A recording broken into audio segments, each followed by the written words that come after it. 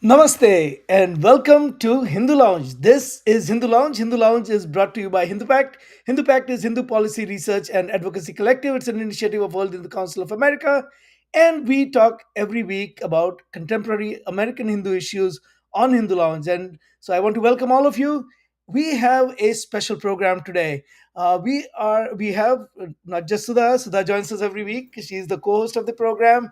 She's joining us once again to talk about this issue that has recently emerged of last week. So the last week there was this meeting.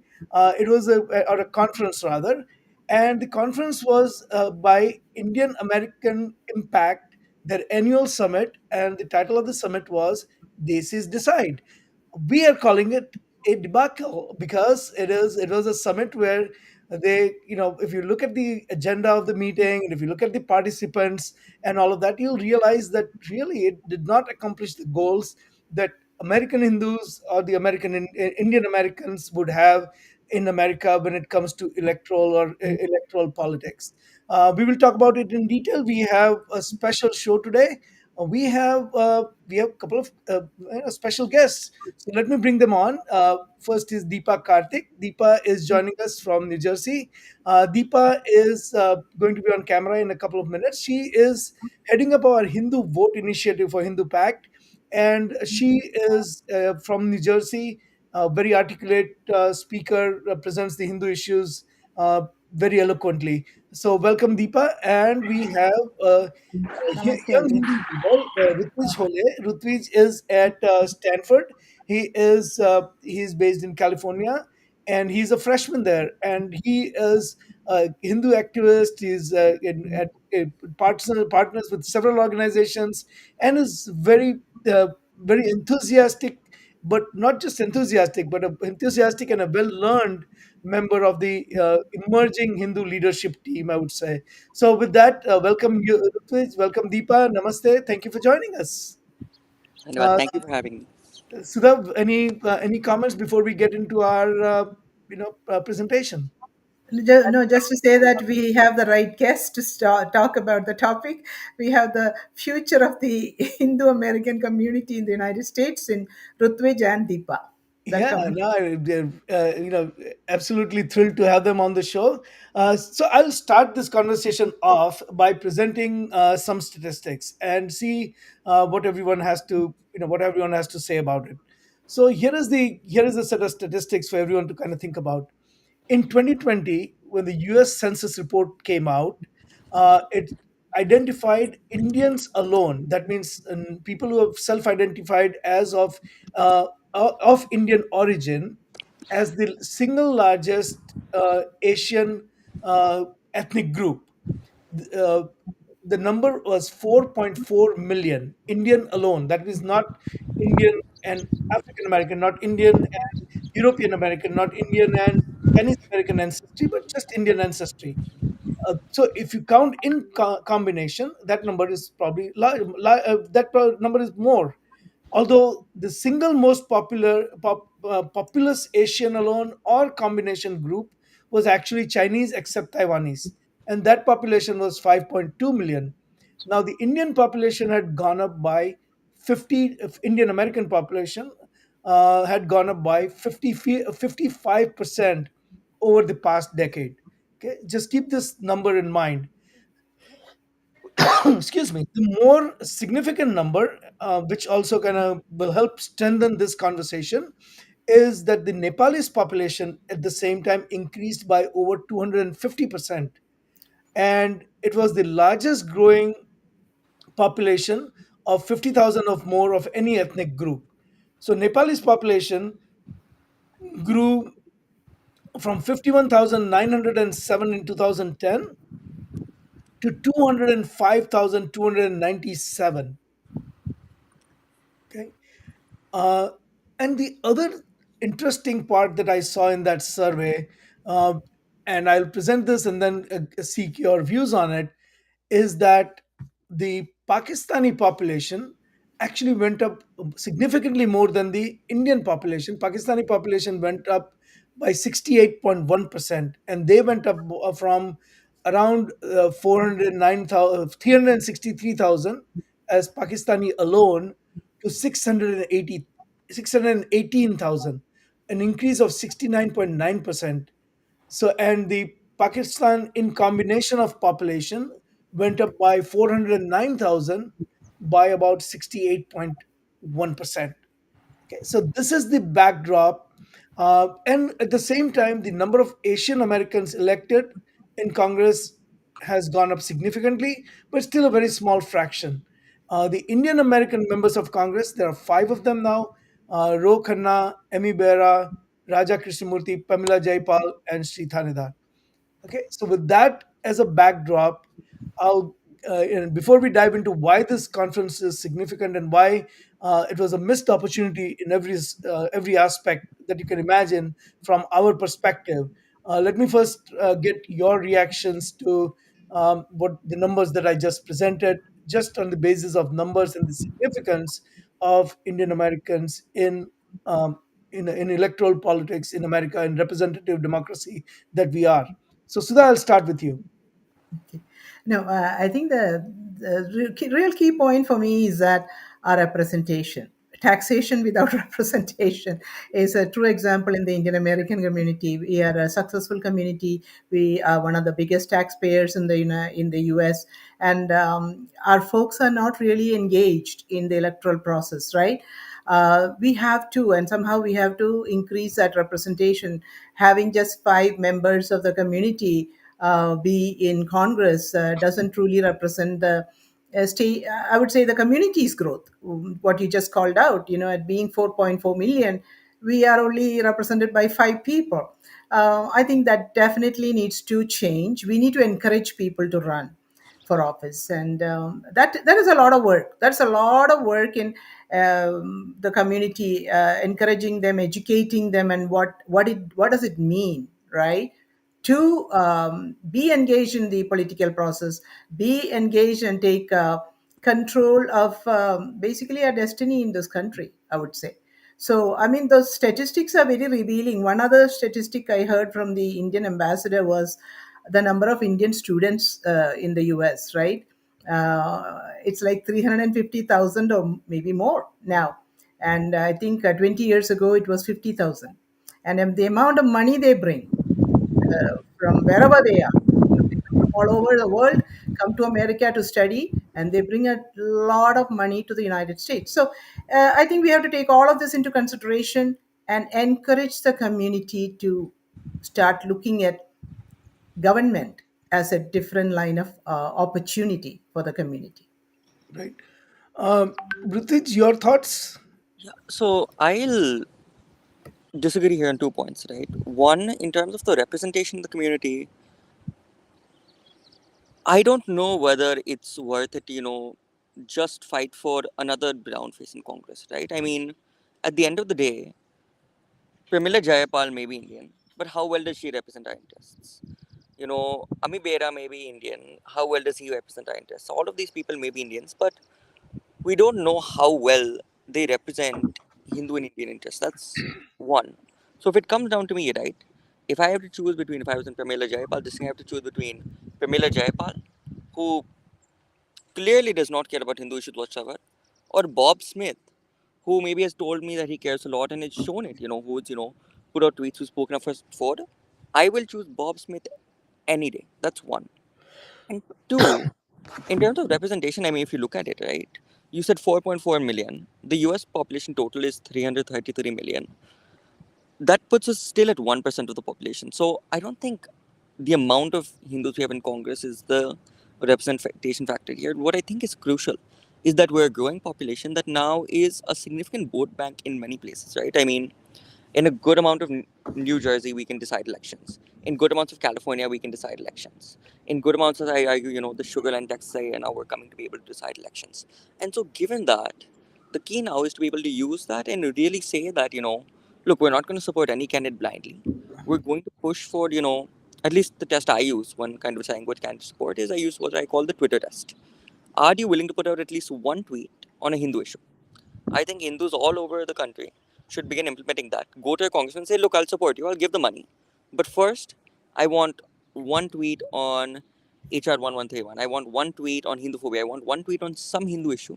And then after that, you'll get my So support. let's come to that, Rutuj. Sure. We'll get into the specific issues. Right now, we are, let's continue the conversation on the demography that you just mentioned, right? I want to Yeah. expand on the demographic discussion that you just initiated. Uh, Deepa, I know that your camera is off, but we can probably hear you. So if you have any thoughts to share about the Hindu demography before we dwell into some of the more issue-based discussion.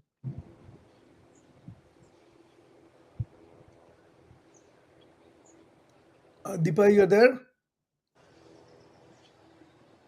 Oh, no, she's having some technical difficulties, so hopefully she'll rejoin.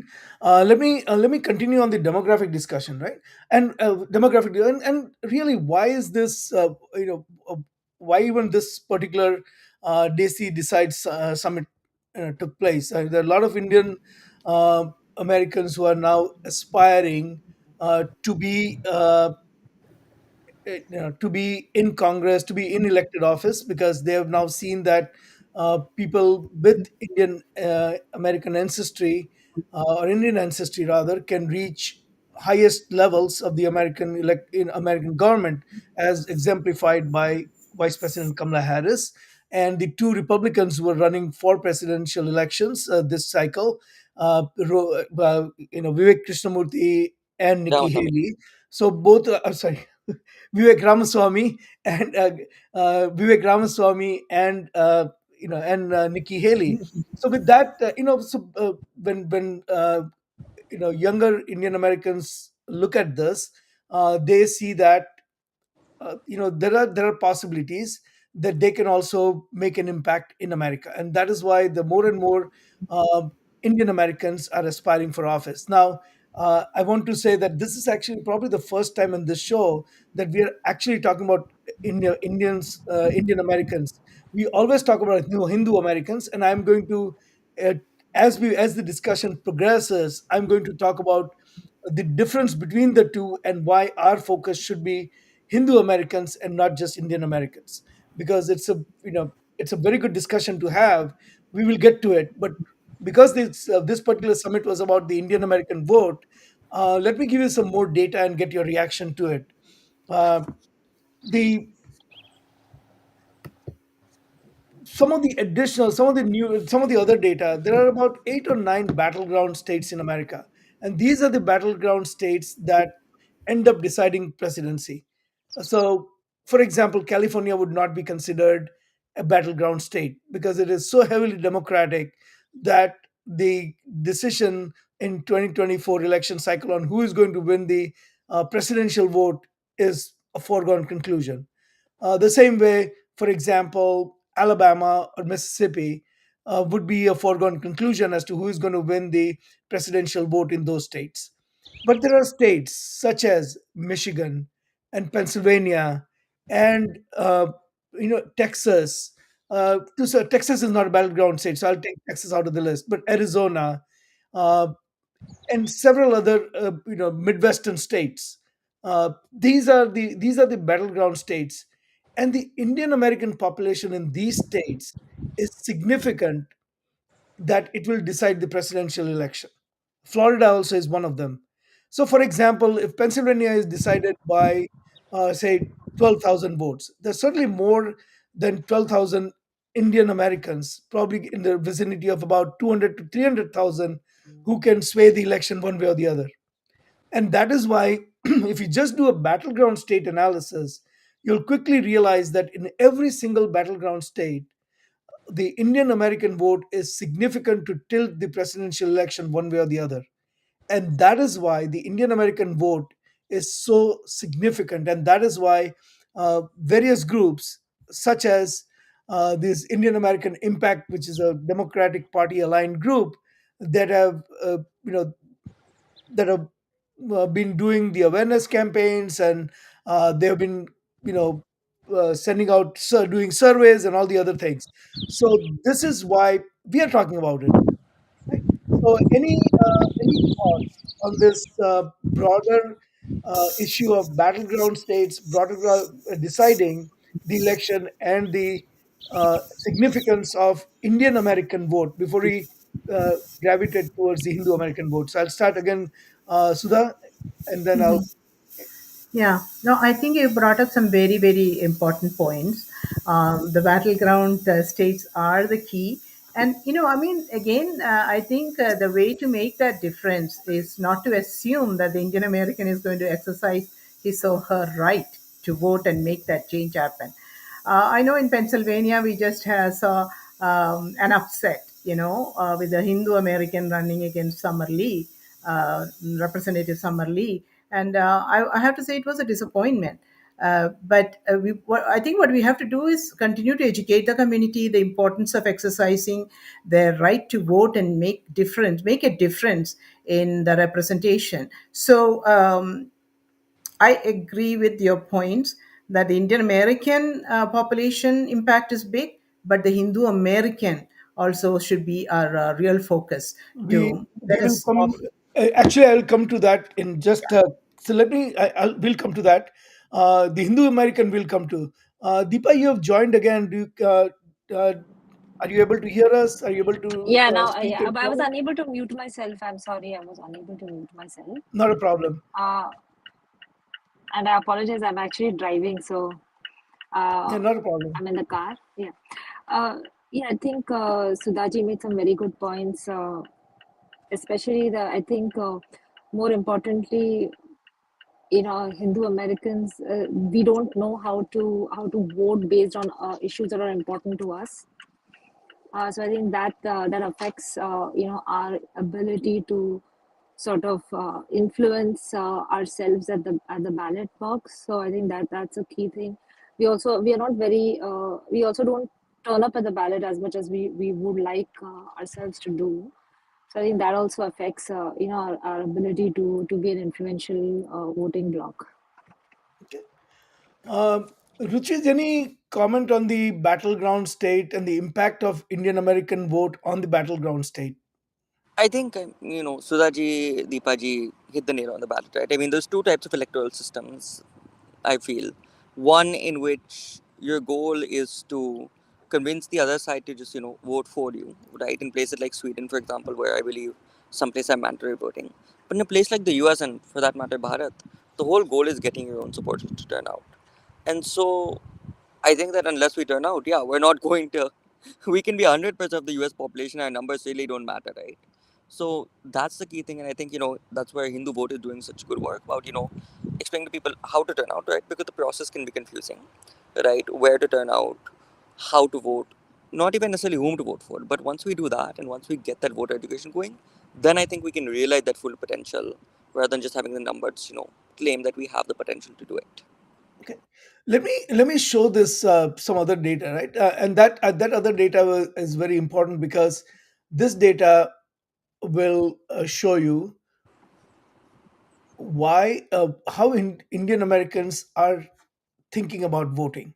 So if you look at this and make it, I'll make it full screen so people can see this. So this was a survey done by API communities, this Asian American and Pacific Islanders community survey in 2023. And if you look at uh, if you look at the data, it says that ethnicity matters on several topics, but is not as strong nor as consistent in terms of uh, deciding which party or people identify with or which party they vote for Asian, so for Biden presidency, if you just take one criteria, Biden presidency, Biden presidency approval by race and ethnicity, the Asian Indians, 43% of them approve and 57% of them disapprove of Biden, even though and I'll show the statistics a little later, about 68% of Indian Americans identify themselves as Democrats. Okay, here is the. Let me go back and show you the other one. This is the other data point, and I want you guys to comment on all of these. So the second one here is the which party do people trust the most? And you can see that on economy, so on bread and butter issues, Indian America, Asian Indians are divided equally among Republicans and Democrats. Who do they trust more? The third issue that came up is they. I cannot see my own slide because it's covered by the covered by the you know, header of the slide itself. So let me switch on to my local version so I can read this. The third one is party trust. You trust to do better in terms of handling immigration, and more more Asian Indians favor Democrats than Republicans. Okay. There are other issues that came up, and I can quickly migrate to that slide. Navigating slides is always a challenge. Okay, so um, you can see all of you can see this. The Asian Indians believe, and Asian American and Pacific Islanders overall believe that Democrats do better in areas such as immigration, student debt, free speech, and voter access. But on the key battle, as I just showed you some other statistics, they think that on a key bread and butter issues, Republicans, like for example, in economy, in terms of handling economy, Republicans have been gaining ground. And we also talked about the Biden numbers.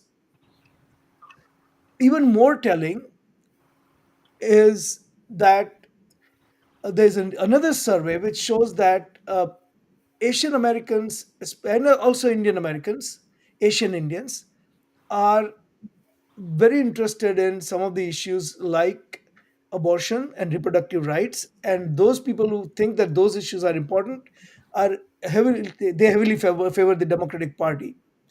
But the two new issues that have come up, the especially the Hamas and Israel conflict, the Asian Indians or Indian Americans are heavily opposed to Biden because they think that Biden is not uh, doing enough to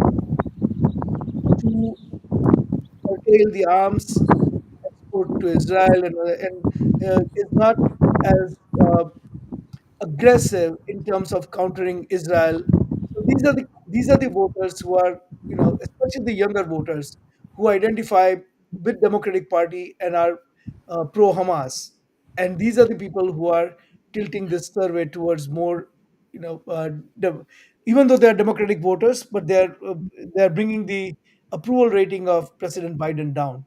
Okay, so I spoke a lot. I want to now get your reaction to the attitude of Asian Indians or Indian Americans on some of these key issues, because this is where this is where this group that did the Desi Decide conference, this is what they want to remediate in some ways or promote the democratic agenda. And again, we are not partisan. We are not going to take partisan viewpoint.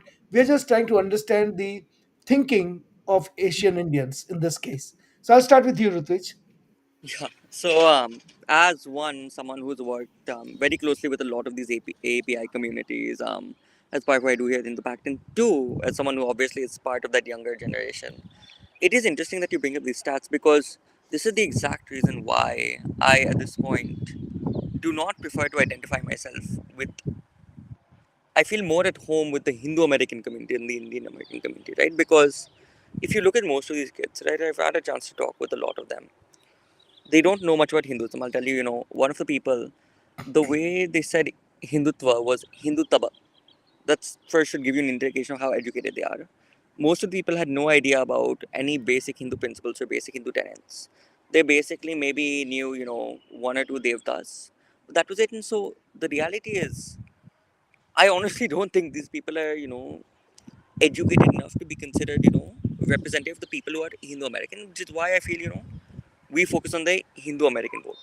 These Indian Americans, I mean, I sympathize with their concerns. I feel bad for them, but hopefully, one day they'll come over to, being, at least in my opinion, a bit more pro life, a bit more, pro peace, pro Israel.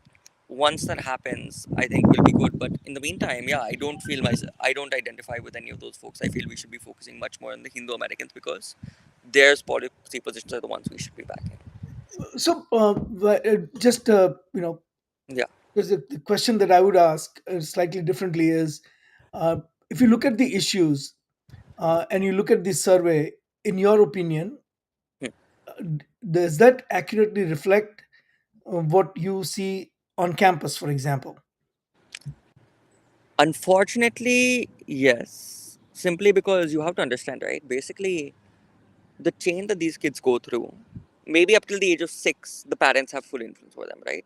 After that, at least I'll tell you my story, right? From a very young age, I was told that my traditions were barbaric, disgusting. I literally had a teacher, even at the age of 5, threw out my food because she told me my food was like unhygienic since I ate it with my hands and not with a spoon and fork, like a normal person, right? Then after that, you're told your traditions are bad, right? Your religion is inherently oppressive, your culture, your ways of thinking are bad. And then when you get to college, this all amplifies even more because, the people who are so called South Asia experts don't even teach it well. Like, I remember it was a very funny thing. So, the director of the South Asia Institute here at Stanford, I was talking with one Marathi kid here, and we were talking in Marathi, obviously, because I'm Marathi. This woman comes up to us, starts talking in Hindi because she thinks we're talking in Hindi. I explained to her it's Marathi. She keeps talking in Hindi. I explained to her, look, Marathi and Hindi are different languages. She keeps talking in Hindi with like these very, small phrases of बहुत अच्छा है, कैसे हो, मेरा नाम मेरी है, or Anna है, or whatever, right? That to the extent when these are the people considered South Asian experts and these are the people who these kids are learning from. So, to be quite frank, if they're learning from people as uneducated as this, of course their opinions are going to be as uneducated as that. Okay, that's a good point. Deepa, you're in New Jersey, which is also a predominantly democratic state, and there's a large Asian Indian population over there, and you have also interacted with a lot of youth. Uh, what are your thoughts? Are these issues that we mentioned, starting ranging from reproductive rights to the war, Israeli war with Hamas, to immigration? I'll just take these three. You think that these three issues are such critical issues that the Hindu, I'll just stick with Indian American. I'll go to Hindu American later, but Indian American these are such critical issues that they will tilt the Indian American votes in one way or the other, and that is why a lot of the issues that are important to Hindus will get overlooked. Because, well, I'll add the fourth one, for example, gun control. So let's take four issues: gun control, reproductive rights, and Israel Hamas conflict that is going on. Are these issues enough to overshadow the Hindu American issues?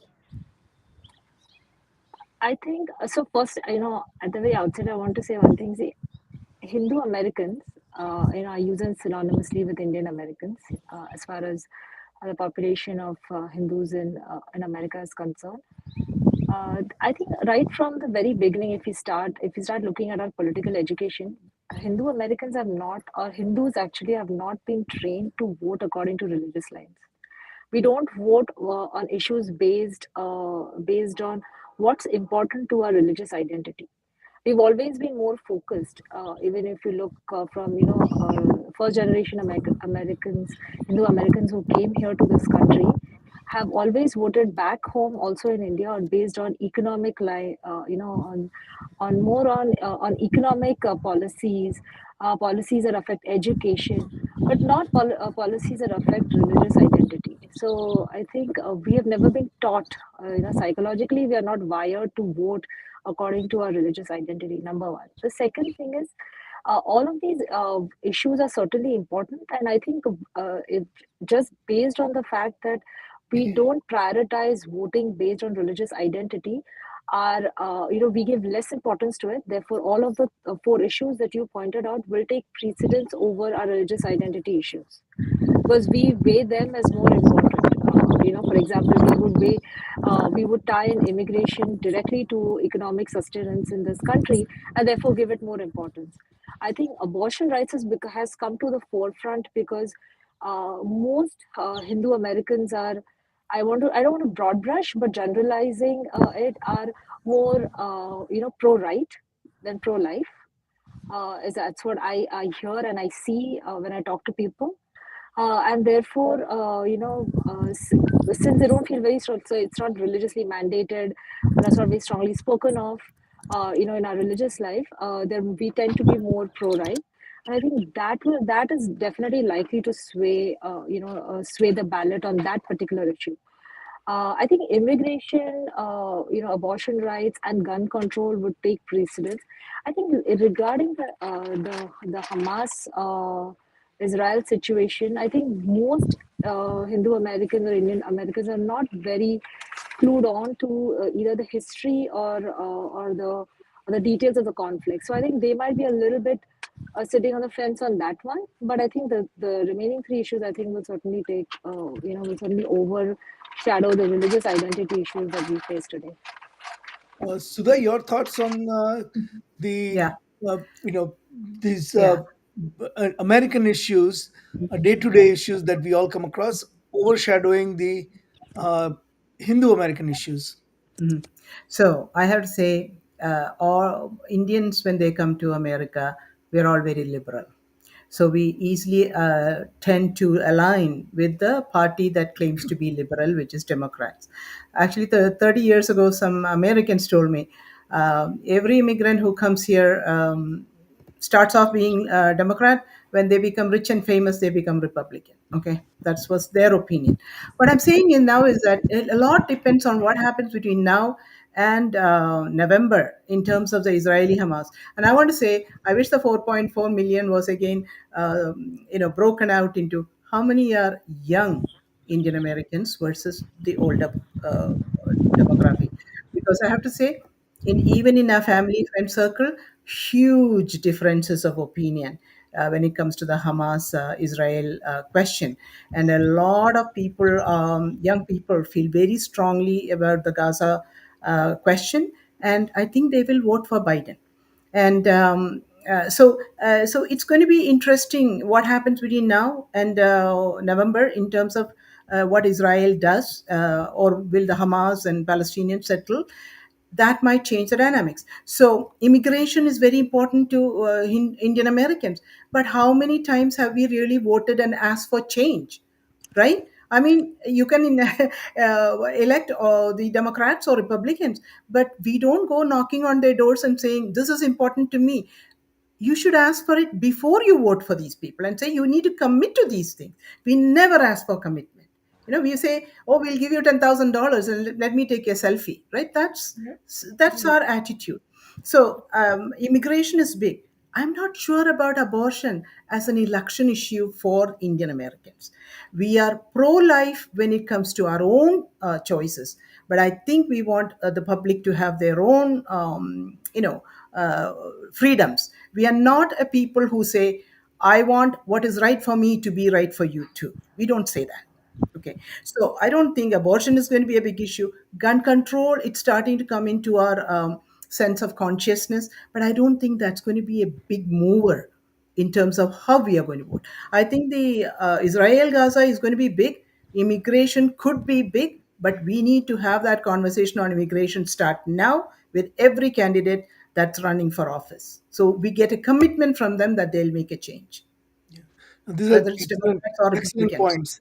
Yeah. I think that personally, I do think that a lot of the American issues this cycle will overshadow the Hindu issues, which is somewhat unfortunate because the Hindu issues. I'm not saying that they are end all and be all, but they're important issues for us to consider. Last 2 or 3 weeks, we have been talking about the campus unrest, and we've been talking about the Israel and Hamas conflict, and we have said a lot of the positions that Indian and Hindu students on campuses have taken are to the detriment of their own good in many ways, and they're in many ways they're not good for their own selves, but also in in many ways they're cutting the branch on which of the tree on which they're themselves sitting. We saw that clearly when it came to Rutgers, that at Rutgers University, as soon as uh, Hamas supporters got traction, the first thing they did was include Kashmir conflict in there. And the Hindu students who were part of that group have no idea that the Hindus were really murdered, brutally killed, uh, and driven out of their ancestral homelands. And they went and signed off to that demand that flags of the displaced people, or people who have been rendered homeless, should be flown all across Rutgers campus. And one of the flags they mentioned prominently in that list was Kashmiri flag, and nobody even knows what that is. But they cleverly inserted an agenda item that is detrimental to Hindus, and the Hindu students signed off on it. There is a conflict going on in other parts of the world, and for example in Bangladesh, where Hindus are suffering, and and yet the Hindu students and the Hindu Hamas supporters, not just the students, faculty members, other activists on the other, they've signed on to the people who support the conflict, the other side of the conflict, to the detriment of human rights for Hindus. Yes. Yeah. Yeah. Uh, So, Sudha, let me and Rutvij and Deepa again got disconnected for some reason. Let me. She said she's been having technical problems, so we will, we will get her on board. But let me read some more data and get your, you know, get your view on it. So, one of the things that has come up is that. The South Asian Hindus, we have said that a couple. Let me first start with this slightly different. Uh, the word South Asia and the South Asian in and South Asians is not reflective of Hindus. So anytime in this survey where I see South Asian, I see uh, you know a Hindu phobic attempt of marginalizing the Hindu population and depriving Hindus of their identity. There is an active movement that conflates Hindus with Indians and Indians with South Asians. And then people start using the word South Asian, and they, for example, when President Biden created his website presidential election in the previous cycle, uh, he created a website for Muslim Americans and he created a website for South Asians. He never created a website for Hindus. So this is a way to deprive Hindus of their issues of their identity, and to deprive Indians of their issues and their identity. And in fact, I mentioned at the beginning of the show that there are five Indian American congressmen, but out of which, or congresswomen, out of which only two are Hindus. So for a 5 million population, I'll talk about the population demography of Hindus, but for all the Hindus that are in America, only two Congress, and we don't believe in identity politics. We have never believed in identity politics. And Rutuj made an excellent point in the beginning that it is a fallacy in many ways to say that only Hindus can represent Hindu interest. But the more concerning part is that there are five Indians who have Hindu names, out of which only two, Ro Khanna and Raja Krishnamurti, actually identify themselves as Hindus. Other three do not identify themselves as Hindus. mhm. So I'll get your thoughts on it, as to why why there is a move. And I'll add one more thing. Hindu demography is actually much bigger than Indian demography, because Hindus are it's a global faith. There are Hindus from Nepal, and we saw the numbers from Nepal.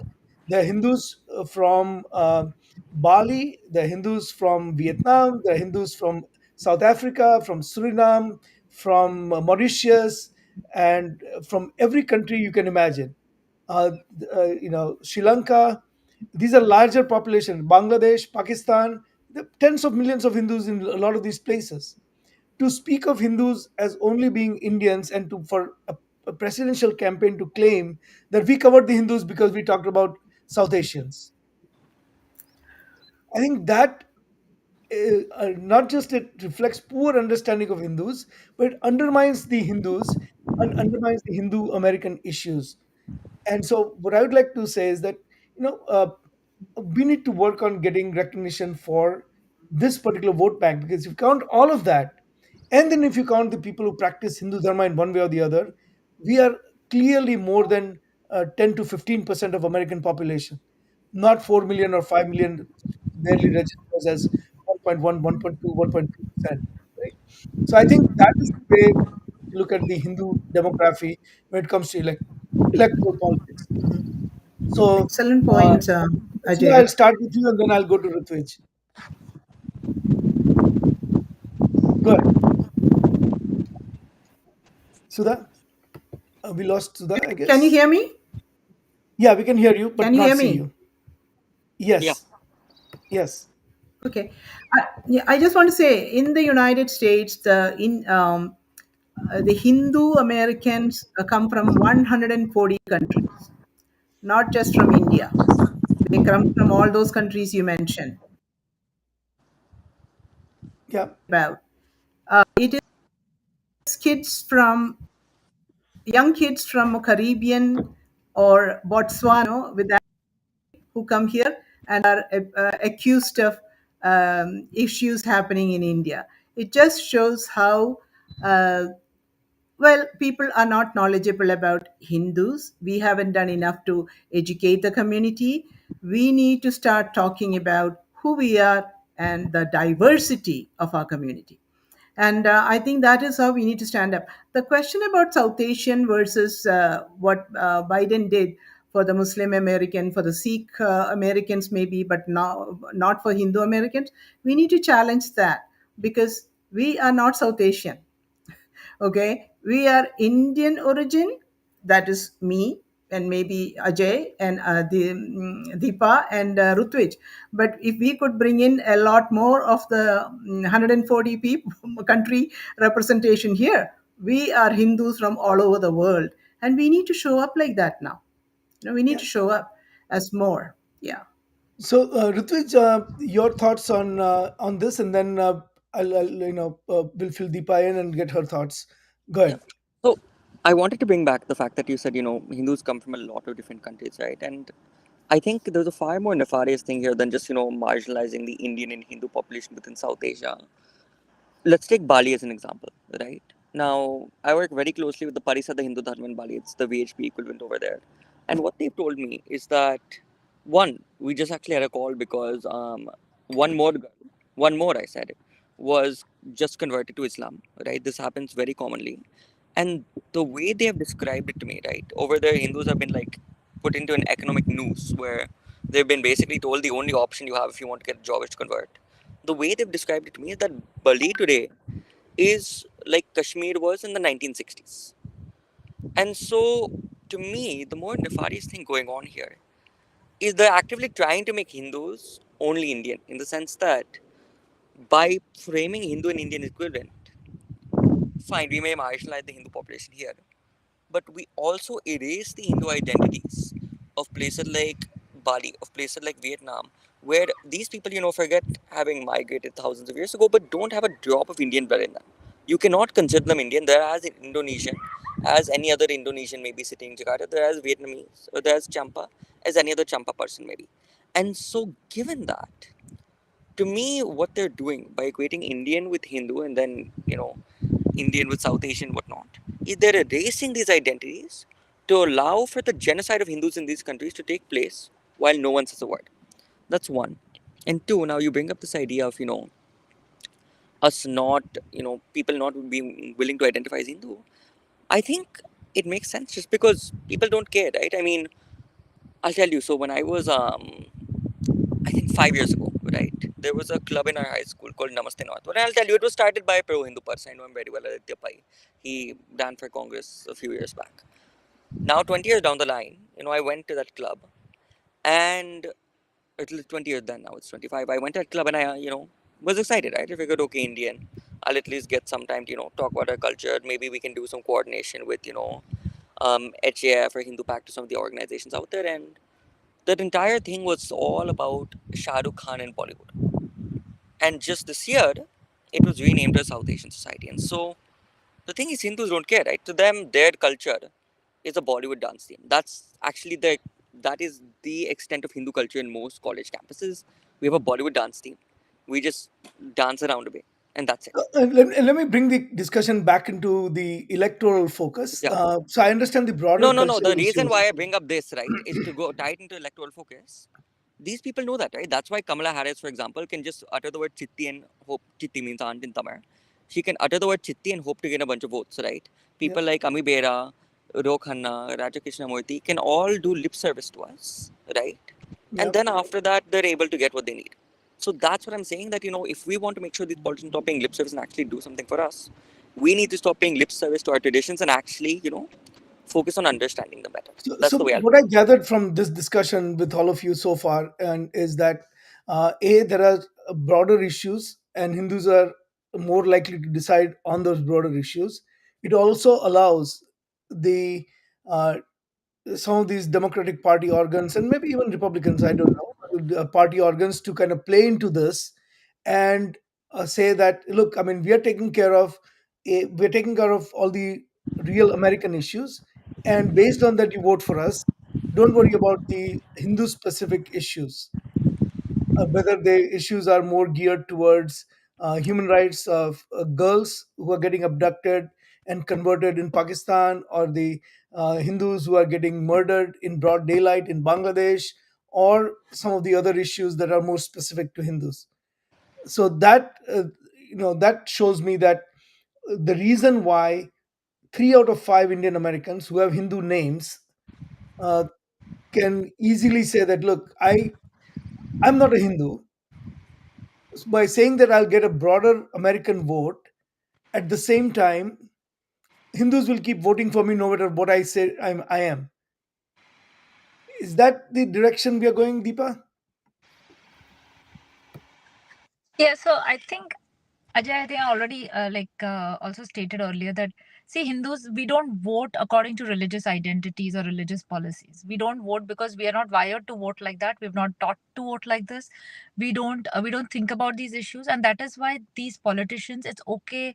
It is sort of acceptable to the Hindu community, even if they don't identify openly as Hindus.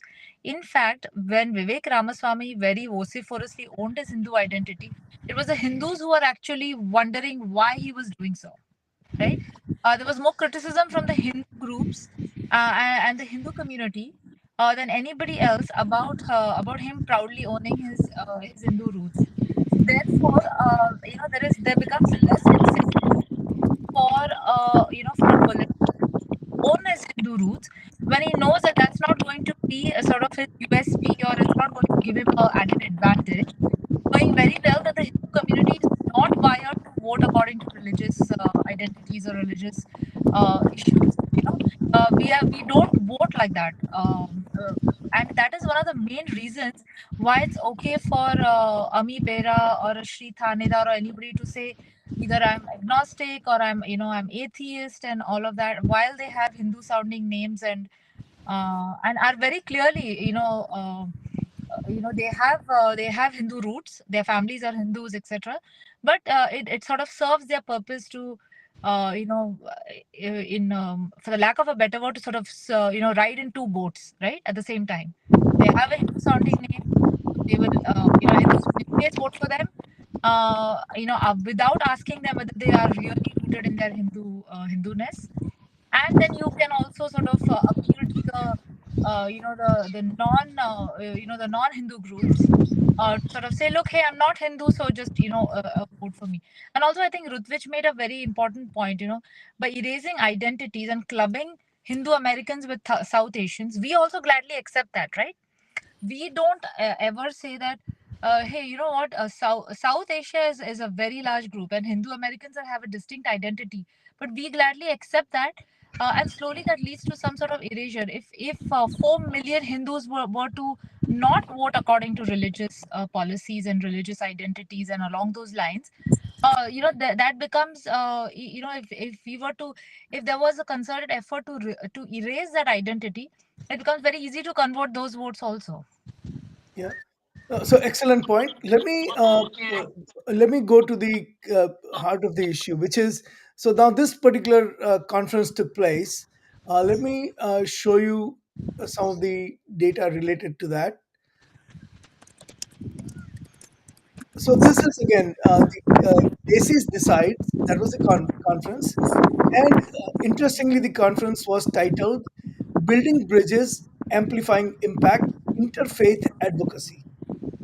And if you look at this particular slide, there are two slides here that I have put in, where I have put the names of the participants. So the first one, you can see that the participant here were Ria Chakrabarti, who is the senior policy director of Hindus for Human Rights, and we'll talk about that. Jyoti Singh, policy consultant for SALDEF, and Safa Ahmad, Associate Media Director for the Indian American Muslim Council. And SALDEF, for those who don't know, is Sikh American Legal Defense Fund. It's a group that has advocated for Khalistan outside of India. So break up India, create Khalistan. Now, Hindus for Human Rights, for those who don't know, is a vehemently, uh, you know, anti-Hindu group in our opinion, because every issue they've taken up has negative impact on Hindu community, but they use Hindu as a name in their organizational name. Um, what are your thoughts? And Sudha is just rejoined after fixing the problem. So, what are your thoughts on inviting group? No single legitimate Hindu group was invited to this conference, and so Hindu Pact was not invited, and some of the other Hindu advocacy groups like Kona, Hindu American Foundation, they were not invited. So the thought is that, hey, they wanted a particular outcome, and they invited people who would reinforce their political ideology. I believe that when 68% of Hindus are or Indian Americans are supporting, numbers are very close for both, are supporting the Democratic Party. Democratic Party would take into account a broader view of what Hindu issues are, American Indian issues are, and invite mainstream Indian American and Hindu American organizations to this particular conference, and not limited to uh, you know uh, not limited to these groups. They don't who don't particularly have the Indian American interest at heart. So, Sudha, I'll start with you. What are your thoughts about the invitations and the groups that were invited and groups that were not invited? I think that will end up at some point when President Biden is sitting at 43% approval rating. Inviting these groups is actually going to work against the Democratic Party. And we want Democratic Party to be equal participants for the claim of Indian American and Hindu American votes. Why would they do this which harm their own interest? We've been seeing for a while, Ajay, the Democratic Party turning against our community, and we have been a loyal base for the Democratic community, right? And for whatever reason, they have gone really to extreme efforts to push us out. So this is part of that same approach, and I'm very disgusted, I have to say, that somebody who calls themselves the Indian American Impact and the Democratic of the Democratic Party, and we have seen the Democratic Progressive Wing in California, which was behind the caste and a whole lot of other issues that we had to fight off. And so this seems to be part of that same trend. And like I said, I'm very, very disappointed. See, America has two political parties. In India, I think there are 560 plus political parties. I I lost think that's count. a bigger democracy, really representative democracy than here. What is a Hindu American to do, right? And to invite these people consciously is a thumb in the nose. Party is telling the Hindus, well, we get to do what we can. Now, are we going to go to the ballot box and still continue to do what we have done for generations now? Hmm? Don't we have the some spine and sense of self-esteem that we take our candidates to account? And I was looking at the congressional panel. All the all at least almost all the Indian American Congress members are part of that panel, and I believe Kamala Harris also spoke at that panel, right? Yes. So I'm like, what? Why would they even attend something like this when the mainstream Hindus are not represented? What does it say about Hindu Pact, HAF, Kona? We are, what is the word called? We can be just thrown in the trash. Okay, then we need to show who gets to vote and how we are going to vote See, here. I'm not it's saying we have unfortunate, right? Because to. it is really unfortunate because we want there are a lot of Hindus who believe in the core Democratic Party Yes, principles, just like yeah, there are Hindus who believe in core Republican Party, yes, positions.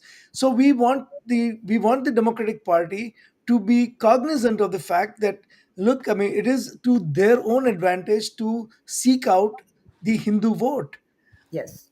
and we want to, we are willing to help both the parties in articulating the Hindu uh, and Indian positions, and explaining to them, describing to them where the mainstream population of Hindus and Indians is in America, are in America, and how they can, address these issues.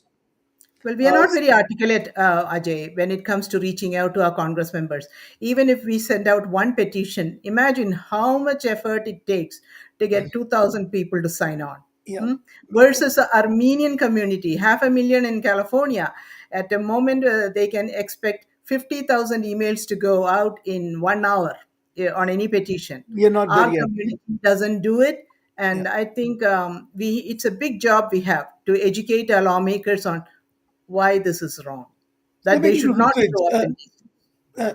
no, good point. Ritwik, what do you think about the invitee list for this particular conference, and why are the people who are running the Democratic Party and all the Democratic Party organs, why are they not making a pitch directly to the mainstream Hindu community, and why are they catering to these fringe groups?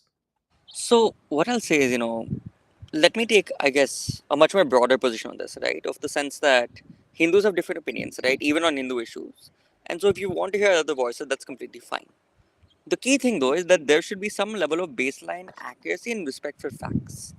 And the people that you have invited here, or not you guys, the people that Indian American Impact has invited here, are not people who believe in factual accuracy, right? Like, for example, just now, one of Safa Ahmed's people put out a post that claimed that, at Stanford, a flag of the RSS was raised, right? Now, I looked at this flag. One, it's not an RSS flag, and two, it's a flag that simply has an Om on it. In other words, what they've done is they've said anything Hindu is RSS, and anything RSS is fascist, hence anything Hindu is fascist. They have no respect for actual factual accuracy. And so that to me is where the problem comes that, if you want to be against Modi, that's fine. If you want to be against India, that's fine. If you want to be against Hinduism, that's fine. But let's debate these issues in a factual manner. And if you're not willing to do that, then we can't debate, right? That's the first thing. Now, second thing is to why the Democratic Party wants to have these people. To be quite frank, I have less and less respect for the education that many Democratic Party leaders have, right? At the simple level, they've been taught buzzwords like diversity, equity, inclusion, and they pick up people who are, the most convenient for that matter, right? People like Hindus for Human Rights are close by. They've worked with the Democratic Party for a while.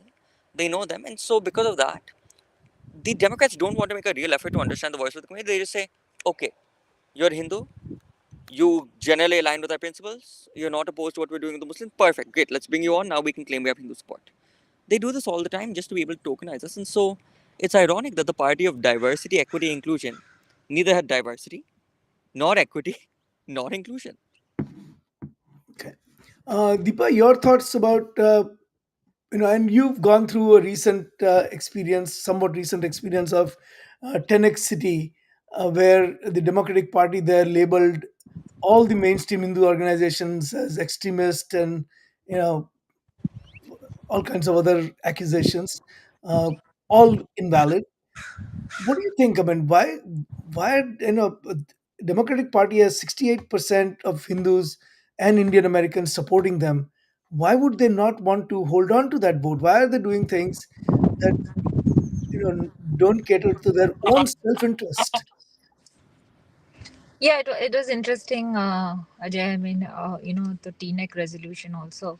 But again, it all boils down to what Sudaji was talking about. Like, how many Hindus actually know that there was such a resolution that was passed in TNEC, right? What is the likelihood that this awareness has seeped into the consciousness of Hindu voters, so much so that it'll impact the way they will finally vote at the ballot, right? um so I think it's all, again, I keep coming back to the same thing. You know uh, we have already, when we come to this country, we are quite, liberal in many ways, and many of us continue to be liberal in many ways, right?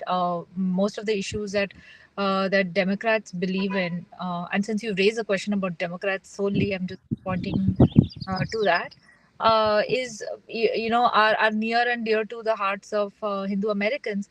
But I think what Hindu Americans are missing here is, again, are the policies or the resolutions or the actions of the parties and the elected officials harming their identity at the core?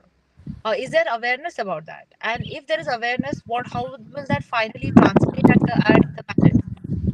Will Does this mean that just let's take TNEC as an example? Would In what way has the party's image been impacted due to the TNEC resolution and New Jersey itself, right? We know that there are some very vocal anti-Hindu voices in academia here in New Jersey, right? How many of the Hindu American families that send their children to the universities here, that have very vocal, very strong anti-Hindu voices, even actually put pen to paper to voice their discontent. But it's a lot about awareness translating into action, which I think both pieces are missing to a great degree. And I think that is why you have the Democratic Party now inviting organization like Hindus for Human Rights, etc., because they are also gearing. They want a certain outcome, as you rightly said. That's why they're inviting these organizations. And lastly, I think I'd say that all of these organizations, if we follow the money, I think then we will know why they were invited, right? We want to know, like, if we follow the money, we know who's behind these organizations. I think it'll become amply clear as to why the Democratic Party invited them. Yeah, Why did they not invite Kona or a Hindu Pact or a HAF? It's very evident. So I think most important, I think through our Hindu Vote initiative, I think we hope to raise a lot of awareness amongst Hindu voters, especially the younger demographic. That is really, every year we are generating a batch of Hindu voters, into our democracy. And I think educating them through Hindu vote, I think is key. I think that's where, and also educating their parents, like, creating that level of awareness. Nobody likes to be educated, so I'm going to use the word awareness.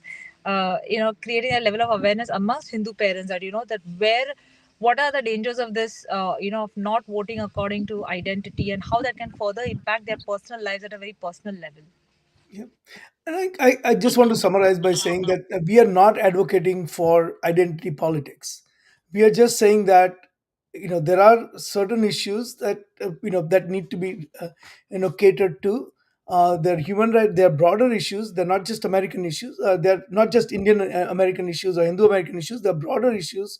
The issues related to human rights. The issues related to economic welfare for everyone and equal opportunities, uh, no discrimination when it comes to academic opportunities, specifically singling out Indian Americans, Chinese Americans, those kinds of issues. These are broader American issues. They're the issues of fairness. These are the issues uh, on the basis of which America as a country was founded. And so these are the issues that we are bringing to the table. And by we don't believe in playing identity politics like this Desi decides and things kind of conferences that play. Our Hindu vote initiative that Deepa is leading, uh, this initiative actually seeks for uh, better treatment for everyone, only based on dharmic principles. So we are not saying that this is an initiative where we are going to tell Hindus that the Hindu issues are more important than, say, your issue X or any of that. What we are saying is that politics should be predicated on the dharmic philosophy, underlying dharmic philosophies, which are broader, well accepting of everyone.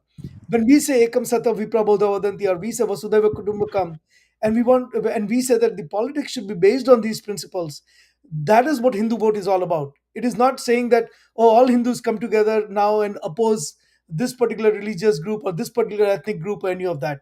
There are issues that fall in that category because they are not based on the principles. And so human rights is a basic dharmic principle. It is the essence of Vasudhaiva Kutumbakam. You respect everyone as if they are your own family. And so if you're not respecting them, then it becomes a human rights problem. And that is why we are opposing that. So again, we are not it's not to the detriment of anyone else. And if the Democratic Party goes out, or even Republican Party goes out and seeks group that oppose this kind of fundamental harmonious living, then we are opposed to that. Okay. So with that, unless someone has anything to say, I'll close this part of the program and quickly run through our three regularly scheduled segments. So anyone has anything they want to say? Otherwise, please stay online. I want you guys to see this. It will take another 3 to 4 minutes before we close the show. But let me show you the three our regular program, the regular segments. Okay. Any other comments before Yeah, we move on? Ajay, I had to provide a disclaimer which I did not in the beginning, so I apologize for that. Everything that I've said here on this particular call is purely my views and I have nothing to do with my elected position. Of course. Yeah. That's true No, for I. all of us. We are Uh, asking for equal treatment of every citizen, every right. resident in this country, not as Hindus, not as Muslims, not as Sikhs, but as an American. That's all we are asking for. Absolutely, absolutely. All right, let me move on to this then. मनसा सततं स्मरणीयं मनसा सततं स्मरणीयं वचसा सततं वदनीयं मनसा सततं स्मरणीयं वचसा सततं वदनीयं लोकहितं मम करणीयं लोकहितं मम And our Hindu Seva. Oh, not wrong one, wrong one. My apologies. I clicked the wrong button. I No more suspense. Here is the Seva Charity Act of the week, and it is. There we go.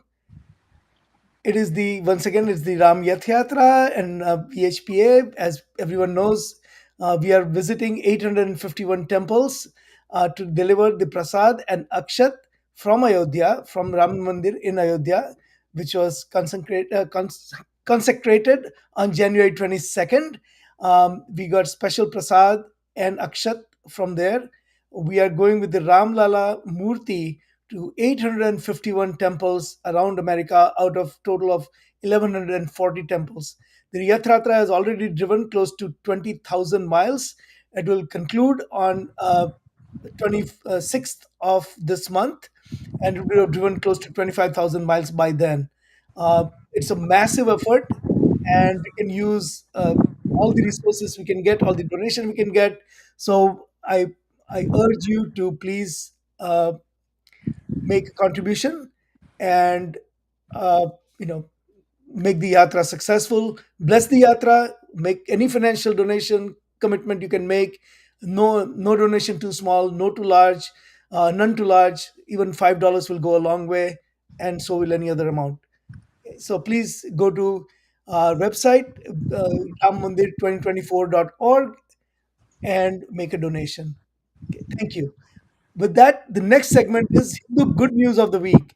And Hindu good news of the week is a really excellent presentation that Rutvij made at a rally in Stanford last week.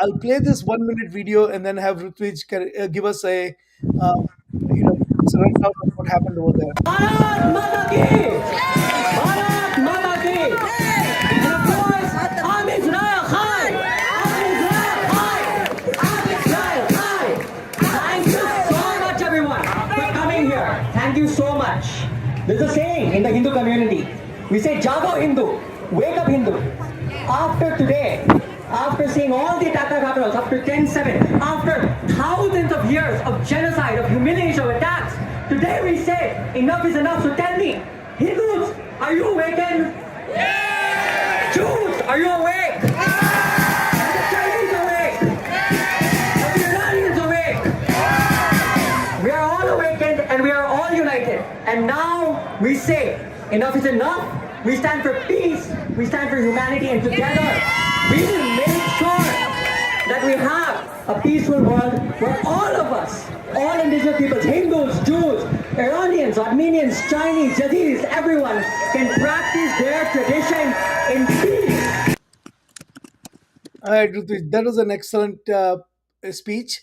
Tell us what was this about, and to gather a lot of students, interfaith community, Jews, Hindus, others, to speak about the issues that are impacting our society today.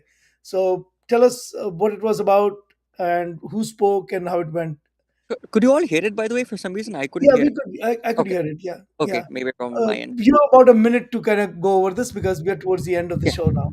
Yeah, no problem. So, yes, the rally itself was great, right? I mean, 2,000 people came from not only the Hindu community, but the Jewish community, the Zoroastrian community, the Chinese community. We had some Assyrian people show up, some Mexicans show up, and we even had a Muslim show from the American Muslim Women's Empowerment Coalition to speak there about how they stand. It wasn't a pro Israel rally, it was a rally against radical Islamic terrorism.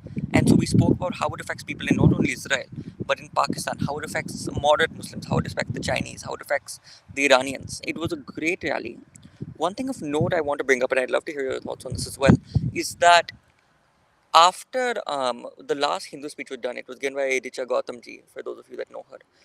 The opposing crowd, the Muslims had created a counter protest, the Palestinian groups. They got very incensed, and the police basically told us that we will not protect you anymore, and that if you don't leave right now, we're going to shut this down. And from what I've understood, they were very rude to us. They basically told us, you have to get out. We had permit, the other side didn't. So it's one thing to talk about free speech, right? So allowing the Palestinians to speak, allowing Israelis to speak, allowing, Hindus to speak, whatnot. But the university is actively siding with the radical Islamists over everyone else. And so I'd love to hear your thoughts on, why this happened. Yeah, I think look, simplistic and the simple answer to that is that the uh, greasiest wheel gets the oil. Sorry, the squeakiest wheel gets the grease, gets the oil. Uh, and I think they probably, and I've seen this happen um, many times, where if you are loud enough and you're aggressive enough, you get attention.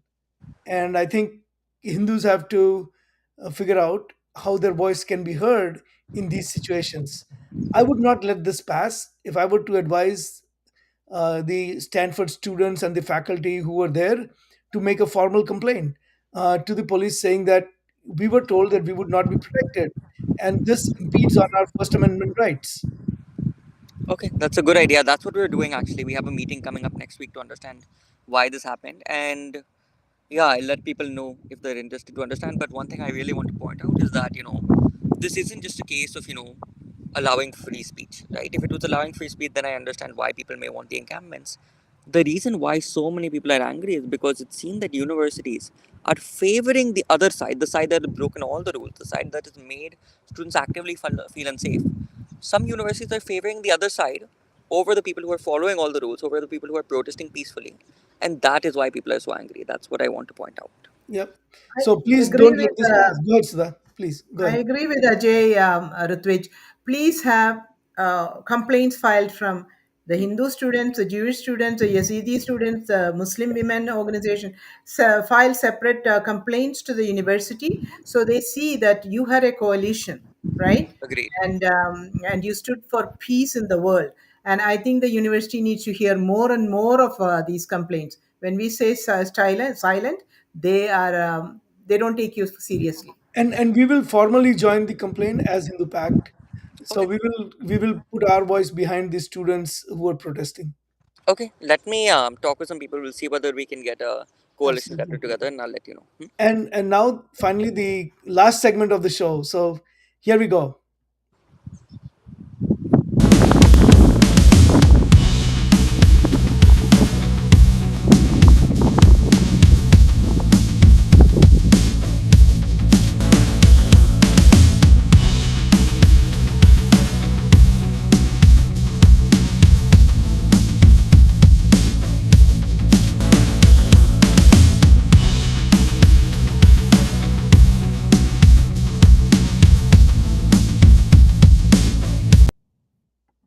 So the last segment of the show, as always, is who is going to be the Hindu hater of the week. And we every week there's competition. Actually, you guys won't believe it. There's so many people, so many organizations, so many politicians. They compete to be the Hindu hater of the week, and we have hard time picking Hindu good news of the week, but we have no problem picking Hindu hater of the week. It takes a lot of time deciding who it is, but there's so many so there are a lot of good entries there, I must say. So the Hindu hater of the week for this week is from Sudha's neighborhood, actually. Sudha, you may want to talk about this a little bit. Well, it's a And temple. It's a temple that the Henderson part of Las Vegas. I don't know how many of you are aware of it. There's a growing population of Hindu Americans there. Actually, a lot of people go buy homes and settle in Henderson. So it's a growing community, and they wanted to have a Hindu temple in the city of Henderson, Nevada. Because without this temple, they have to drive out about 45 minutes, to other temples in the greater Las Vegas area. So apparently they had permission. Then the permission was removed, and now the temple committee is trying to get the city to move on allowing them to go ahead and build the temple. It's going to be a very big deal for the community, as I said, because of the growing population, but also this temple becoming a community center. So I think a lot of work needs to be done with the city of Henderson city officials, educating them on what this temple is going to mean for the community, why it's a positive thing for the community, etc. And so the Hindu committee is in the process of trying to resolve some of this issue. But we see this kind of stuff occasionally in many cities, right? So that's what's happening in Nevada, Henderson, Nevada. yeah, and this is something that we have seen throughout America, where temples are opposed and undue restrictions are placed on temples, with zoning laws and other restrictions. Sometimes the temples are forced to curtail their plans. They're forced to let go of the parking lot, so that a lot of people cannot make it to the either they make it to they build the temple, there are not enough parking spaces. So a lot of different restrictions are being placed on mandirs. So we would tell America overall that, look, Hindu community in America is the most peaceful community that there is. We exist, we and coexist very well with people of all different faiths, all different ethnicities, all nationalities, and there's really no reason to fear Hindus. The word Hindu phobia itself is a misnomer. We don't use as much as possible. In order to relate to people, we do end up using the word Hindu phobia, but it's really uh, there's no irrational fear. Nobody has any irrational fear of Hindus, because through the history, through 7 10,000 years of Hindu history, Hindus have never done anything that has been in recorded history where anyone can say that Hindus acted against someone. And this is to have this irrational fear and to put hindrance in letting people build temples in a space that is zoned for building mandirs or religious places, is just nothing but a sign of Hindu hatred. And people need to overcome this phobia of Hindus, overcome the hatred of Hindus, and allow the mandirs to be built, including the one in Henderson, Nevada. Okay. So with that, I think that is what we had for show today. I want to thank our special guests this week, Deepa and Ritvij. Thank you for joining us. It was an engaging, excellent conversation. We went way over what we wanted to. Usually, we try to do it in 45 to 50 minutes, but this way it went way over. But I appreciate your patience and you being here. So thank you very much. Namaste. Namaste. And once Have a again, good this is evening. HinduLounge Thank brought to you, you by Ajay. HinduPact, and we come live every Sunday. Initiative of VHPA. We'll see you next week. Namaste. Thank you.